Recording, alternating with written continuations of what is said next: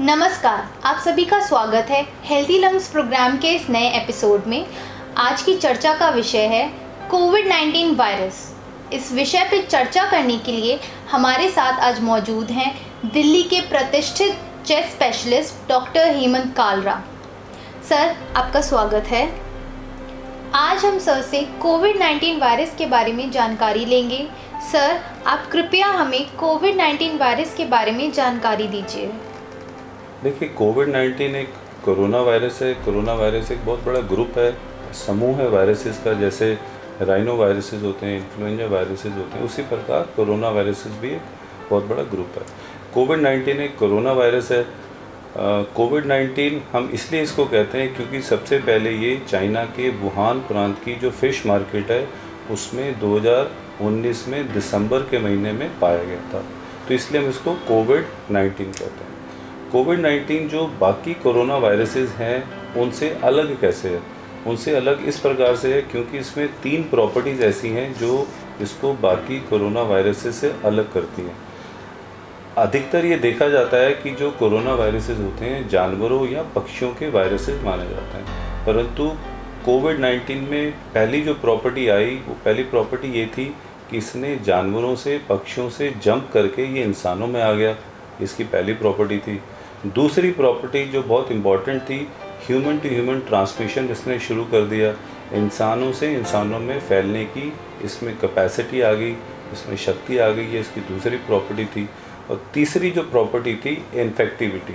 बहुत ज़्यादा इन्फेक्टिविटी थी, बहुत जल्दी फैलता है ये, ह्यूमन टू ह्यूमन ट्रांसमिशन बहुत ज़्यादा है और जानवरों से इंसानों में आ गया। ये 3 जो प्रॉपर्टीज़ हैं इसको बाकी कोरोना वायरसेस से अलग करती हैं। सर, अब आप हमें बताइए कि कोविड-19 वायरस फैलता कैसे है? देखिए, कोविड-19 एक रेस्पिरेटरी वायरस है और ये 2 प्रकार से फैल सकता है। किसी भी व्यक्ति को अगर कोरोना वायरस है या कोरोना वायरस से वो संक्रमित है और इस प्रकार का व्यक्ति अगर खांसता है या छींकता है तो ये वायरस के जो पार्टिकल्स होते हैं, ड्रॉपलेट इन्फेक्शन जिसको हम कहते हैं, वो हवा में आते हैं।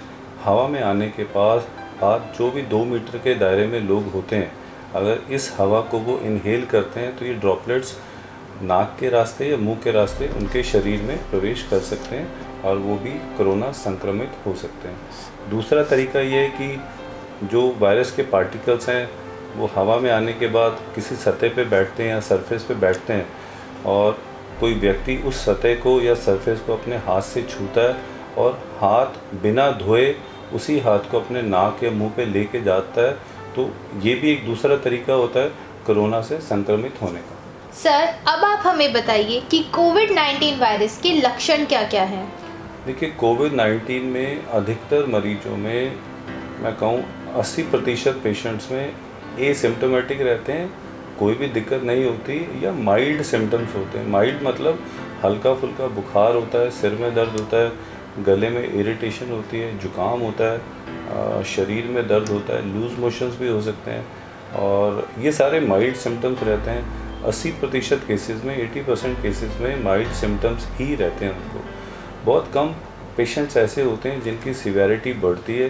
15 से 20% लोगों में खांसी बढ़ जाती है, फीवर बहुत ज़्यादा बढ़ जाता है और सांस लेने में दिक्कत होनी शुरू हो जाती है और शरीर में ऑक्सीजन का लेवल कम होना शुरू हो जाता है। परंतु ये बहुत कम केसेस में होता है, 15 से 20% केसेस में ही कहेंगे। अधिकतर केसेस में माइल्ड सिम्टम्स ही रहते हैं। सर, अब आप हमें बताइए कि कैसे पता चलेगा कौन सा व्यक्ति कोरोना वायरस संक्रमित है? देखिए, कोरोना वायरस से जो संक्रमित पेशेंट होते हैं उनके लक्षण भी वही होते हैं जो बाकी वायरसेस में होते हैं, जैसे कॉमन कोल्ड में होते हैं या इन्फ्लुएंजा वायरसेस में होते हैं। इसलिए पता लगाना कि कोरोना से संक्रमित है या नहीं है थोड़ा सा मुश्किल काम हो जाता है, क्योंकि जो लक्षण होते हैं नॉन स्पेसिफिक होते हैं। गले में दर्द, जुकाम, नाक से पानी आना, बुखार होना, शरीर में दर्द रहना, सिर में दर्द रहना, क्योंकि अधिकतर पेशेंट में ये माइल्ड सिम्टम्स ही रहते हैं। परंतु अगर परिवार में 2-3 लोगों को और भी इसी तरह के लक्षण दिखाई दे रहे हैं और साथ में कोई भी परिवार का सदस्य पता चलता है कि ऐसी जगह पे गया है जहाँ पे कोरोना संक्रमण होने के चांसेस बहुत ज़्यादा हैं, जैसे मॉल में या हॉस्पिटल में या ऐसी जगहों पे, मंडी में जहाँ पे बहुत सारे लोग इकट्ठे होकर काम करते हैं, तो इस तरह के पेशेंट में कोरोना टेस्ट कराना बहुत ज़रूरी है। अब कोरोना टेस्ट आप बिना डॉक्टर के एडवाइस के प्लीज़ मत कराइए। आप अपने डॉक्टर से सलाह करिए कि भाई मुझे ये लक्षण आ रहे हैं, मुझे कोरोना टेस्ट कराने की ज़रूरत है या नहीं है। क्योंकि आजकल कोरोना टेस्ट के लिए भी 3 तरह के टेस्ट मार्केट में उपलब्ध हैं। सबसे पहले जो टेस्ट होता है, जो सबसे पहले आया था RT-PCR था, जिसमें आपने देखा होगा नाक या गले से स्वैब टेस्ट लिया जाता है। एक एंटीजन टेस्ट होता है और एंटीबॉडी टेस्ट होते हैं। इसके जो इंटरप्रिटेशन होता है वो अलग अलग होता है, वो आपके डॉक्टर आपको अच्छे तरीके से बता सकते हैं। इसलिए आप अपनी तरीके से कोई जांच मत कराइए। आपको कोई भी तकलीफ़ होती है, कोई भी लक्षण होते हैं, आपको लगता है कि कोरोना के लक्षण हैं, तो आप अपने डॉक्टर से सलाह लीजिए। सर, अब आप हमें बताइए कि किन लोगों को कोरोना वायरस संक्रमण होने के ज़्यादा चांसेस रहते हैं। देखिए, कोरोना वायरस होने के चांसेस सबसे पहले तो जो छोटे बच्चे होते हैं उनको रहते हैं, बुज़ुर्ग लोग हैं 50 साल से ऊपर, प्रेग्नेंट फीमेल्स हैं, उनको ज़्यादा चांसेस रहते हैं। उसके अलावा वो मरीज़ जिनको साथ में और बीमारियां रहती हैं, जैसे डायबिटीज़ की प्रॉब्लम है, हार्ट की प्रॉब्लम है, किडनी की प्रॉब्लम है, एस्मा की प्रॉब्लम है, COPD की प्रॉब्लम है, या कैंसर के पेशेंट हैं या ट्रांसप्लांट के पेशेंट हैं, इन सब पेशेंट्स को कोरोना होने के ज़्यादा चांसेस रहते हैं। सर, अब आप हमें बताइए, क्या नॉन वेजिटेरियन लोगों को कोरोना वायरस संक्रमण होने के ज़्यादा चांसेस रहते हैं? देखिए, ऐसा कोई डेटा नहीं है कि कोरोना वायरस नॉन वेजिटेरियन लोगों में ज़्यादा मिलता है और वेजिटेरियन लोगों में कम मिलता है। परंतु क्योंकि कोरोना वायरस कोविड-19 सबसे पहले फ़िश मार्केट में पाया गया था, तो ये कहना बड़ा मुश्किल है कि वेजिटेरियंस में कम होता है और नॉन वेजिटेरियंस में ज़्यादा होता है। परंतु बेटर ये है, क्योंकि कोरोना इतना फैला हुआ है, कि आप वेजिटेरियन डाइट लें तो ज़्यादा अच्छा है। सर, अब आप हमें बताइए, कोरोना वायरस संक्रमण से बचाव कैसे करें? देखिए, कोरोना वायरस के लिए, कोविड-19 के लिए अभी कोई भी दवाई उपलब्ध नहीं है, कोई भी वैक्सीन भी नहीं है। इसका बचाव ही सबसे बढ़िया दवाई है। अब बचाव कैसे करें? हमें सबसे पहले तो अपनी इम्यूनिटी बढ़ानी पड़ती है। इम्यूनिटी बढ़ाने के लिए क्या करें? इम्यूनिटी बढ़ाने के लिए अच्छी मात्रा में आप सब्ज़ी खाइए, फल फ्रूट खाइए, अच्छी मात्रा में पानी पीजिए, एक्सरसाइज करिए, डेली एक्सरसाइज करिए। ये सारी चीज़ें आपकी इम्यूनिटी को बढ़ाएंगी। इसके बाद आता है, अगर आपने कोशिश करिए कि आप घर पे ही रहिए, बहुत ज़रूरी है, तभी घर से बाहर निकलिए। अगर घर से बाहर जाना भी पड़ता है तो मास्क लगा के जाइए। मास्क बहुत ज़रूरी है। एक मास्क ही है जो आपको कोरोना होने से रोक सकता है, बचा सकता है। इसके बाद सोशल डिस्टेंसिंग बहुत ज़रूरी है। कहीं मॉल में जाते हैं, मार्केट में, हॉस्पिटल में, तो थोड़ा सा डिस्टेंस मेंटेन करिए दूसरे मरीज से या दूसरे व्यक्ति से। मास्क लगा के सोशल डिस्टेंसिंग मेंटेन करके खड़े होइए। तीसरा जो ज़रूरी है, अपने हाथ में, अपनी जेब में, पॉकेट में थोड़ा सा छोटी सी बॉटल सैनिटाइज़र की अपने पास में रखें, ताकि आप किसी सरफेस को छूते हैं या कार खोलते हैं या गेट खोलते हैं, हाथ से खोलते हैं, तो उसके बाद अपना हाथ को सैनिटाइज़ कर लीजिए। तो ये सारी चीज़ें जो हैं आपको कोरोना होने से बचाएंगी। सर, अब आप हमें बताइए, क्या एंटीबायोटिक्स का कोरोना वायरस संक्रमण में कोई यूज़ है? देखिए, एंटीबायोटिक्स नॉर्मली बैक्टीरियल इन्फेक्शंस में दिए जाते हैं, कुछ वायरल इन्फेक्शंस में भी एंटीवायरल एंटीबायोटिक्स दिए जाते हैं। परंतु कोविड-19 के लिए कोई भी एंटीबायोटिक उपलब्ध नहीं है, कोई भी दवाई भी उपलब्ध नहीं है। बहुत सारे कॉम्बिनेशन एंटीबायोटिक्स के, विटामिन के साथ और बहुत दवाइयों के साथ कोविड-19 के ट्रीटमेंट में दिए जा रहे हैं, हमारे देश में भी और विदेशों में भी दिए जा रहे हैं। परंतु आज की डेट में कोविड-19 के अगेंस्ट में कोई भी एंटीबायोटिक उपलब्ध नहीं है। सर, अब आप हमें बताइए कि मास्क और सैनिटाइज़र का यूज़ कैसे करें? देखिए, जैसे मैंने बताया, कोविड-19 के लिए हमारे पास कोई भी दवाई उपलब्ध नहीं है, कोई भी मेडिसिन नहीं है। इसका बचाव ही सबसे बढ़िया दवाई है। और बचाव के लिए हमारे पास क्या है? हमारे पास, जैसे मैंने बताया, सोशल डिस्टेंसिंग है, मास्क है, सैनिटाइज़र है, बहुत सारी चीज़ें हैं। आप इनका इस्तेमाल कैसे करें, सही इस्तेमाल कैसे करें और कब करें, ये मैं आपको बताता हूँ। ये मास्क है, मास्क भी 2-3 तरह के आते हैं। ये सिंपल फेस मास्क है, मार्केट में हर जगह उपलब्ध है, बहुत ही सस्ता आता है। इसके ये ईयर लूप्स हैं। जब भी आप कोई भी मास्क इस्तेमाल करेंगे तो हाथों को धोना, अच्छी तरह से धोना बहुत ही ज़रूरी है। आपने हाथ धो लिए, उसके बाद ईयर लूप्स को पकड़ा और अपने नाक और मुंह को कवर करते हुए ये मास्क को ऐसे लगा दिया और इन्हीं हाथों से ये लोग उसको पकड़ के आपने उतार दो। आप इसमें जो ये ऊपर वाली सतह है इस मास्क की, जो सरफेस है, आप इसको टच नहीं करेंगे अपने हाथों से।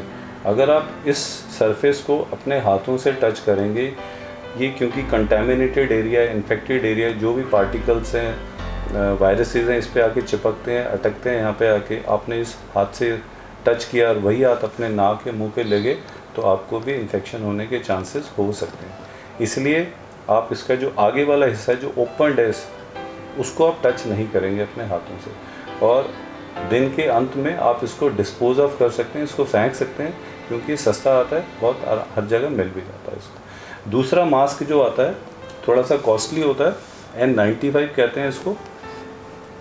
ये भी यूज़ इसका भी वैसे ही रहता है जैसे फेस मास्क का रहता है, प्लेन फेस मास्क का रहता है।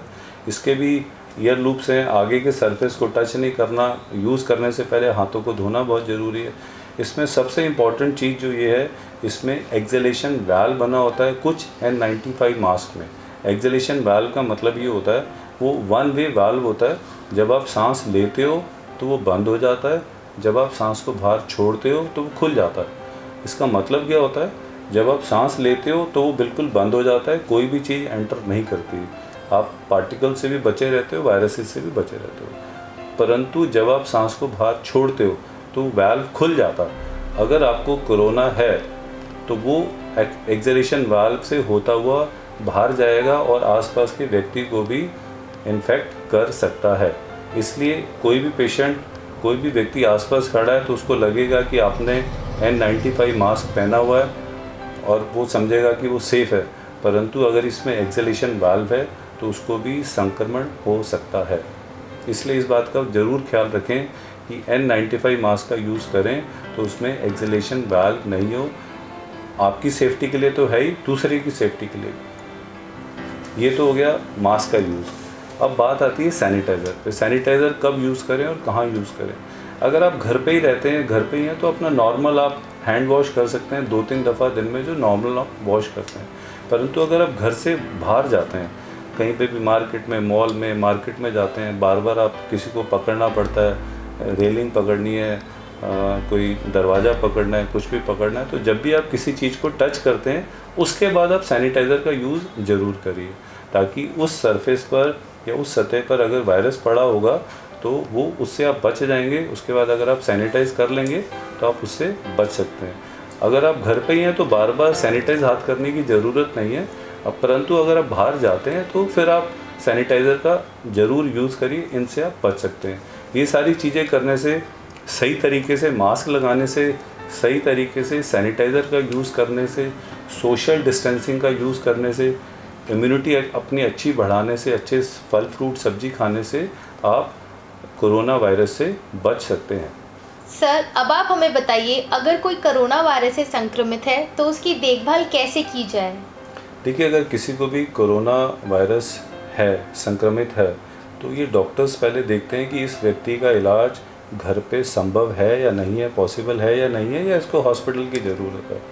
अगर डॉक्टर्स आपके कहते हैं कि यस, इस व्यक्ति को एसिम्प्टोमेटिक है या माइल्ड सिम्टम्स हैं, इसका घर पे इलाज संभव है, तो इसका रख रखाव, देखभाल कैसे करनी चाहिए वो मैं आपको बताता हूँ। जिस व्यक्ति को भी कोरोना वायरस है उसके लिए अलग टॉयलेट बाथरूम होना बहुत ज़रूरी है। वो अलग कमरे में रहेगा, टॉयलेट बाथरूम अलग रहेगा। परिवार के जो सदस्य हैं वो अलग टॉयलेट बाथरूम यूज़ करेंगे। किसी भी टाइम पे, किसी भी समय उस पेशेंट के कांटेक्ट में नहीं आएंगे।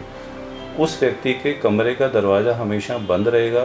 कोई भी अगर ज़रूरत है, उसको सामान की ज़रूरत है, तो उसके कमरे के बाहर आप एक टेबल या स्टूल रख सकते हैं। पानी देना है या खाना देना है तो ग्लव्स पहन के, मास्क पहन के उस टेबल पर रख लीजिए। जो पेशेंट होगा दरवाज़ा खोलेगा, सामान लेगा, अपना दरवाज़ा बंद कर लेगा और यूज़ करने के बाद वो सारा सामान वहीं टेबल पर रख देगा। इस तरह से आप उस संक्रमण से बच सकते हैं। बाकी जो परिवार के सदस्य हैं उस व्यक्ति की अच्छी तरह से देखभाल भी कर सकते हैं।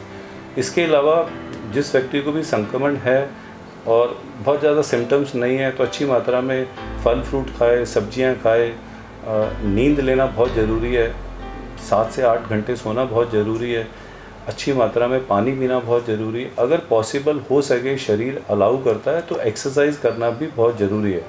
15 से 20 मिनट की अगर वो एक्सरसाइज घर पे करते हैं तो बहुत फिट रह सकते हैं। इस प्रकार आप एक व्यक्ति का जो कोरोना से संक्रमित है घर पे उसका रख रखाव कर सकते हैं। सर, अब आप हमें बताइए कि कोरोना वायरस से मानसिक प्रभाव क्या पड़ते हैं। देखिए, कोरोना वायरस क्योंकि एक नया वायरस है, कोई दवाई नहीं है, कोई एंटीबायोटिक नहीं है, उसके अगेंस्ट में कोई वैक्सीन नहीं है, उसके बारे में भी हमें बहुत ज़्यादा कुछ पता नहीं है। अभी 3-4 महीने हुए हैं, इसलिए थोड़ा सा भी किसी मरीज को जुकाम होता है, सिर में दर्द होता है, खांसी होती है, बुखार हो जाता है, तो उनको डर होना शुरू हो जाता है कि कोरोना तो नहीं हो गया। बहुत ज़्यादा एंक्शियस हो जाते हैं, पैनिक मोड में आ जाते हैं।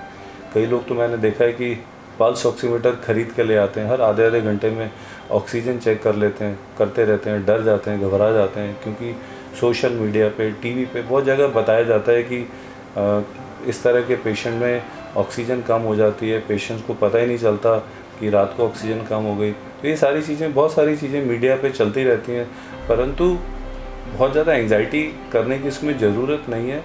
मैंने पहले भी बताया 80% केसेस में माइल्ड सिम्टम्स होते हैं, घर पे मैनेज हो जाते हैं, हॉस्पिटलाइजेशन की भी ज़रूरत नहीं होती है।